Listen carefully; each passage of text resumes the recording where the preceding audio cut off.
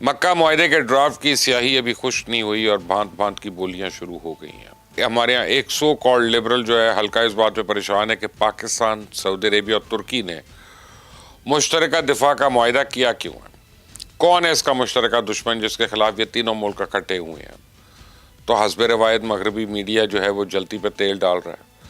مکہ معاہدے کو فرقہ واریت کا رنگ دینے کے لیے اسے سنی الائنس قرار دینے کی کوشش کر رہا ہے، یعنی ایک ایسا اتحاد جسے ایران کے مقابلے میں کھڑا کیا جا رہا ہے۔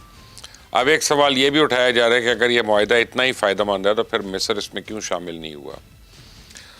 دلیل یہ دی جا رہی ہے کہ مصر بھی تو پچھلے ایک سال سے ان تینوں ممالک کے ساتھ مشاورت میں شریک تھا، تو پھر ایسا کیا ہوا کہ وہ اچانک پیچھے ہٹ گیا؟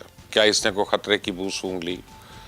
پاکستان، سعودی عربیہ اور ترکی تینوں وضاحتیں دے رہے ہیں کہ یہ اتحاد کسی مخصوص ملک کے خلاف نہیں ہے۔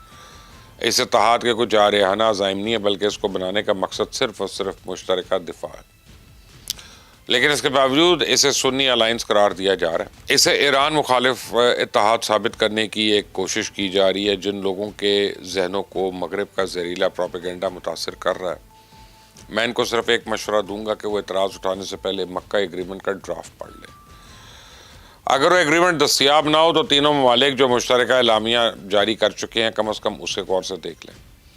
ان تمام سوالوں کا جواب اس معاہدے کی بنیادی روح میں موجود ہے۔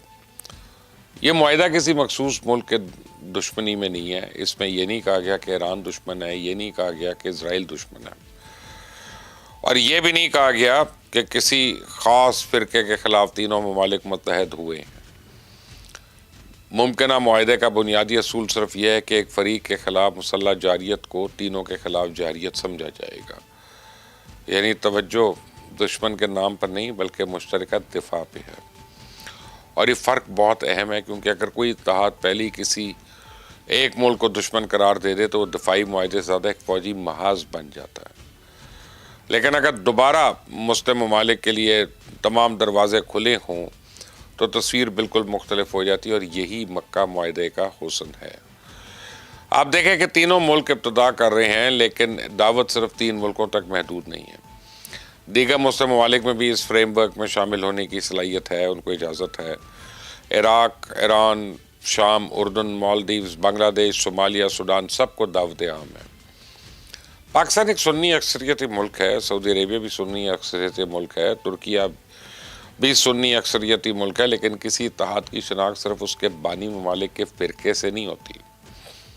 اس کی شناخت اس کے اصولوں سے ہوتی ہے، اور اگر اصول یہ ہے کہ تمام مسلم ممالک اس دفاعی تعاون میں شامل ہو سکتے ہیں تو پھر اسے فرقہ وارانہ اتحاد کہنا یا ثابت کرنا اس اتحاد کی، اس معاہدے کی توہین کے مترادف ہے۔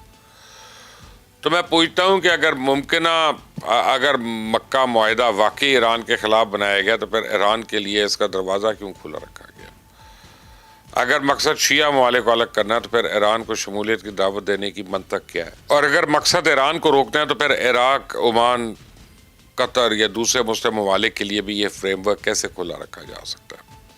اور اس معاہدے کو فرقہ واریت کی اینک اتار کر دیکھنا ہوگا۔ میں آپ کو اسرائیل کے سابق وزیر اعظم کا ایک کلپ سنواتا ہوں۔ جن دنوں پاکستان اور سعودیہ نے دفاعی معاہدہ کیا تھا تو وہ تب سے اس میں فرقہ واریت کا زہر گھولنے کی کوشش کر رہا تھا اور اسے سنی الائنس قرار دے رہا تھا۔ سنیں ذرا۔ Turkey is the new Iran. Turkey is trying to flip Saudi Arabia against us and establish a hostile Sunni axis with nuclear Pakistan. Iran کو اگر کوئی تشویش ہے تو وہ مکہ معاہدے پہ ضرور غور کرے، سوچے سمجھے اور پرکھے، اس کے بعد اپنا فیصلہ کرے۔ اور اگر بے چینی صرف اس بات کی کہ تینوں مسلم طاقتوں کے درمیان دفاعی تعاون بڑھنے کی صورت میں خطے میں طاقت کا توازن متاثر ہوگا تو پھر ایران کو اس اتحاد میں شامل ہونے کا فیصلہ جلد از جلد کرنا چاہیے۔